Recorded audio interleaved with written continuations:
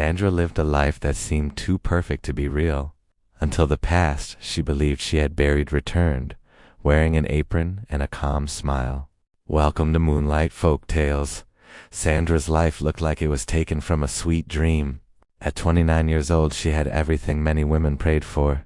She had a rich husband, a large, beautiful house that always smelled of expensive polish, and a wardrobe full of designer clothes. Her husband, Chief Ina, was one of Inug's biggest building contractors, and he treated Sandra like she was made of gold. He bought her a Lexus so she would not suffer in traffic. He flew her to an Abuja for relaxing spa weekends. Every wedding anniversary became a small festival people talked about for days. "Anything for my Sandra baby," he often said, slipping envelopes of fresh Nira notes into her hands like it was nothing. They lived in a wide 2-story mansion in Independence layout. Sandra's life followed only one rule: never lift a finger. From the day she moved in, maids did everything. One scrubbed the marble floors until they shone like mirrors. Another cooked rich soups whose smell filled the entire street. A third washed and ironed Ina's senator suits until they looked perfect. Sandra's hands stayed soft like freshly peeled yam. She proudly said she did not even know where the mop was kept. One afternoon her mother teased her during a visit. "My daughter," her mother said with a smile, "if light goes off and all the maids disappear, will you know how to light a stove?" Sandra laughed, her bangles making soft sounds. "Mama, that day will never come. Ina will never let me suffer." But Sandra's pride had sharp edges. Nothing the maids did ever pleased her. If the agbono soup was not smoky enough, she complained loudly. If a curtain hung just a little too low, she scolded for hours. "Did you call this clean?" she once shouted, pointing at a tiny speck on the white tiles. The maids whispered among themselves that Madame's tongue could cut wood. Sandra did not only speak harshly, she made them feel small. She forgot their birthdays, laughed when they begged for time off, and mocked the way they spoke. One maid, a gentle Imo girl named Nia, left the house crying after Sandra accused her of stealing a gold bracelet. Later, the bracelet was found inside Sandra's own handbag. The matter quickly left Sandra's mind, but for Nia it planted deep pain and bitterness. Months passed, years followed. Maids came and went like the harmattan wind. Ina never complained. "Let them go if they can't meet your taste," he would say, calmly writing another check for the agency. Sandra took this as proof that she deserved perfection. But soon, something strange began to happen. The new maids Sandra hired no longer stayed long. Some left after just a few weeks. Others did not even last 1 month. One claimed her mother was sick. Another said she was getting married suddenly. Some disappeared without collecting the rest of their salary. Still, Sandra believed the problem was not her. "They're lazy," she would say. "People don't like work anymore." One hot August morning, after the 4th maid in 3 months packed her bags, Sandra stood by the upstairs window and watched the compound gate close behind her. The silence that followed felt heavy and uncomfortable. She picked up her phone and called the agency again. "I need someone serious this time," she said firmly. "Someone who won't run because of small correction." There was a short pause on the other end. "Madam," the manager said slowly, "good workers are scarce these days. But there is one woman. She is very quiet, very experienced. She does her work without talking much. If you can handle her silence, she may suit you." Sandra smiled to herself. "Send her," she said. "I don't need talk, Dad, I need work." The next morning, the compound gate creaked open as sunlight filled the yard. Sandra sat on the balcony in her silk robe, sipping pineapple juice, when she saw a slim woman step out of a yellow taxi. The maid wore a simple brown dress and carried a small leather bag. She was tall and dark-skinned, with neat cornrows and calm eyes that were hard to read. Her movements were slow and respectful. When she reached the door, she bowed slightly. "Good morning, Ma," she said softly. "My name is Nia." Sandra froze. The name touched something deep in her memory, like an old sound she had heard before. But she quickly brushed the feeling aside. You're from the agency?" Sandra asked. "Yes, Ma. Fine, drop your bag, Sandra said. I don't like lateness or excuses. Clean the whole house first, then prepare breakfast. I eat light food, oats and fruits. Everywhere must be spotless. Nia nodded without a word and got to work. By mid-morning, the house smelled fresh and clean. Sandra noticed things she had never noticed before. The flower vases sparkled like new.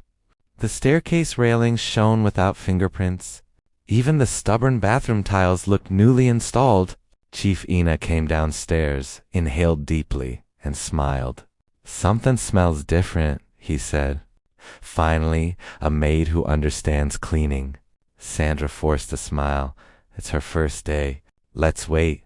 But days passed, and Nia remained perfect. She worked quietly, without complaint. She moved like someone who already knew the house where things belonged.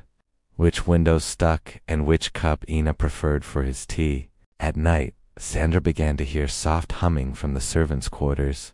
The tune felt familiar, like a song from long ago, one she could not place. Soon, Chief Ina started praising Nia's cooking. He stayed longer at breakfast, smiling as he ate. Sandra felt something tighten inside her chest. Something was changing in her house, and she did not like it. One evening, Sandra decided to surprise her husband with his favorite meal, coconut rice. She walked quietly toward the kitchen, not wanting anyone to notice her. But when she reached the doorway, she stopped. Nia stood over a pot on the stove, stirring slowly. Her eyes were closed, and her lips were moving as if she was whispering words. Beside the pot sat a small clay bowl filled with dark powder that did not look like normal seasoning. Sandra's heart skipped. "What are you doing?" she asked sharply. Nia opened her eyes calmly, as if she had been expecting the question. "It's how my mother taught me," she said. "It gives the food richer taste." Sandra frowned. Something about the calm way Nia spoke made her uncomfortable.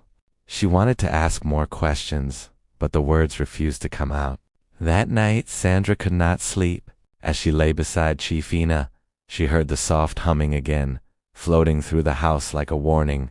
In her half-sleep, a memory flashed in her mind. A young girl crying, a voice begging, "Madam, I did not take it." Sandra sat up suddenly, her heart pounding. The face became clear. The maid she had accused years ago, Nia. The next morning, Sandra woke early and stepped onto the balcony. In the garden below, she saw Chief Ina and Nia sitting together. A breakfast tray lay between them. They were laughing softly. Ina's deep laugh, the one he used to save only for her, floated up to Sandra's ears. Her chest tightened. She rushed downstairs, but by the time she reached the garden, the laughter had stopped. "Good morning, Ma," Nia said respectfully, bowing her head. Ina smiled casually. "She just brought my tea outside. I needed fresh air before work." Sandra forced a smile, but her mind was spinning. How long had they been there? Why did she not hear the door open?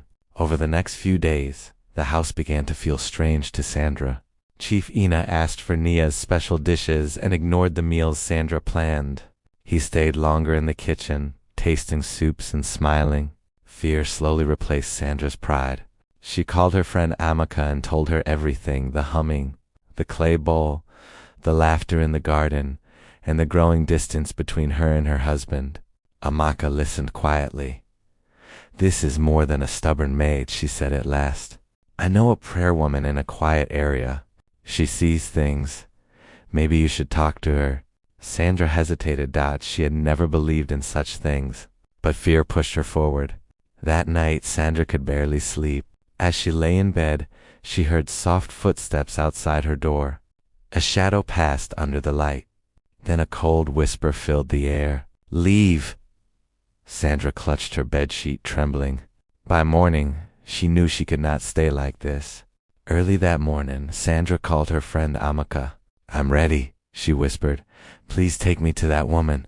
They drove through busy streets until the noise faded and the road became quiet and dusty. They stopped at a small compound with old yellow walls. A wooden sign above the gate read, "Prayer and Solution Center." Inside, the air smelled of incense and palm oil. An elderly woman with silver hair wrapped in a white scarf stepped out. Her eyes were sharp and calm. "You have trouble in your home," she said before Amaka could speak. Someone you hurt has returned with revenge. Sandra felt cold. There is a clay pot buried in your kitchen, the woman continued. Inside are things taken from you. Until it is removed, peace will not return. Tears filled Sandra's eyes. Please help me, she begged. That night, Sandra returned home quietly with Amica. They prayed softly and rubbed blessed oil on the doors and windows. The house felt heavy, as if it was listening. In the kitchen, they moved the freezer and saw a tile that looked loose. They dug carefully and found a small clay pot wrapped in black cloth. Inside were strands of Sandra's hair and a piece of her silk robe. They prayed until the strange humming faded and the air felt calm again. Later that night, Nia returned. Sandra stood firm. I remember you, she said. I know what I did to you, but this house is under God's protection now. For the first time, Nia smiled coldly. You called me a thief and destroyed my name, she said. This is the pain you planted. Amica stepped forward. Leave now before it is too late. Nia's eyes darkened. You can send me away, she said, but remember this lesson. She turned and walked into the night, her humming fading with her steps. Peace slowly returned to the house. Sandra told her husband everything. Chief Ina listened in silence, then pulled her close. We will start again, he said. They prayed over the house and the darkness lifted. Sandra changed. She stopped using living maids and learned to care for her home herself. She burned food, made mistakes, but she learned. Her home became warmer, filled with laughter instead of fear. Sandra finally understood the truth. Pride opens doors that wealth cannot close, but humility can save a home. Thank you for watching Moonlight Folktales. Remember, every story carries a lesson you should not miss.